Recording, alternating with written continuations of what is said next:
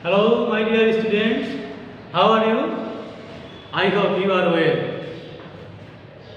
I am Siddhartha Shekhar Bishwas, lecturer, Department of English, Matuwail Haji Abdul Bhuiya University College. Today, I want to know about the letter of John Keats. John Keats has many letters. There are in these letters he expressed his ideas, feelings, etc. And he has no special book of poetics, but he wants to express his poetics or theory of poetry through these letters. So, letters of John Keats are very important for us. John Keats wrote these letters to his friends and family members and also his lover Browning. Now I want to discuss about his letters. The letters of John Keats begin in 1860 and end with his death in 1821.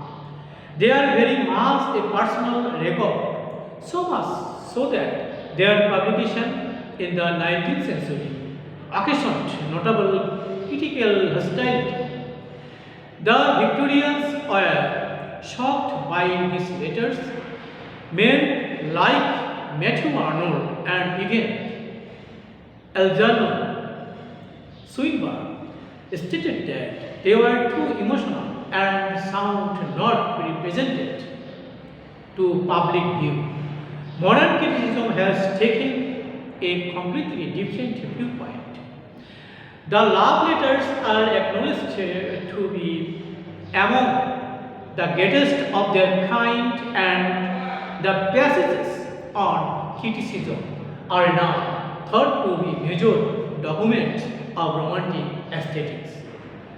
The correspondence of Keats were Benjamin Bailey, 1791 to 1853, a friend to whom Keats addressed a number of letters with matters of importance from a critical point of view. Fanny Browning. Fanny Browning is a lover of John Keats. Her birth year is 1800 and her death year is 1865. The subject of the famous love letters. Letters to Fanny Browning. The theme of these letters is love letters. Charles Armitage Brown, himself a writer, Charles Wentworth Dilke, a generous friend and admirer of the poet, Charles Cowden Clarke, an early friend and literary influence, William Haslam, a school fellow friend and a financial supporter of Keats, Benjamin Haydon, a painter much admired by the poet, Leigh Hunt, essayist and an early influence on Keats and other writers of the time. Fanny Keats. Fanny Keats is a sister of the poet, sister of John Keats. George Keats, a brother of Keats. Joseph Severn, the poet and diplomat in whose arms Keats died, and Percy Shelley, an admirer of his brother poet. Those are the names of his friends, of his brothers, of his sister, and of his lover. He wrote many letters to them. That's why I mentioned their names and introduction. Throughout the letters, there are many references to the great men who created the literature of England.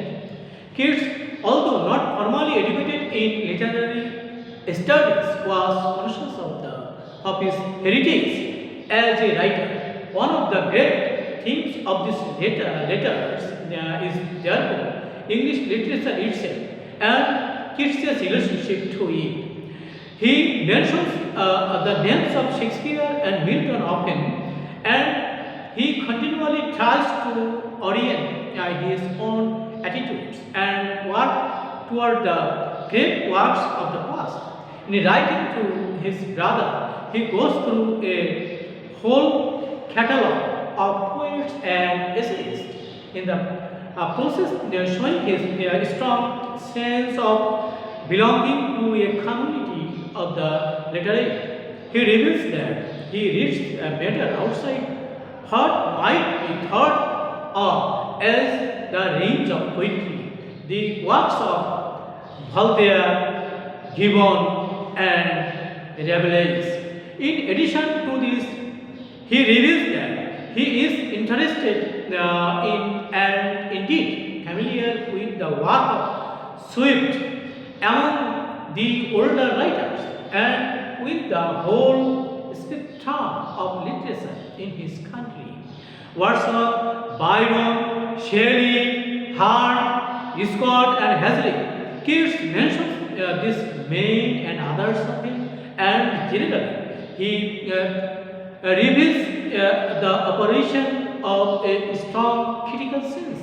He tries not only to understand what these writers represent, but in what ways he himself can come to terms with them as a writer. Shakespeare is certainly one of the great to whom his letters make important reference.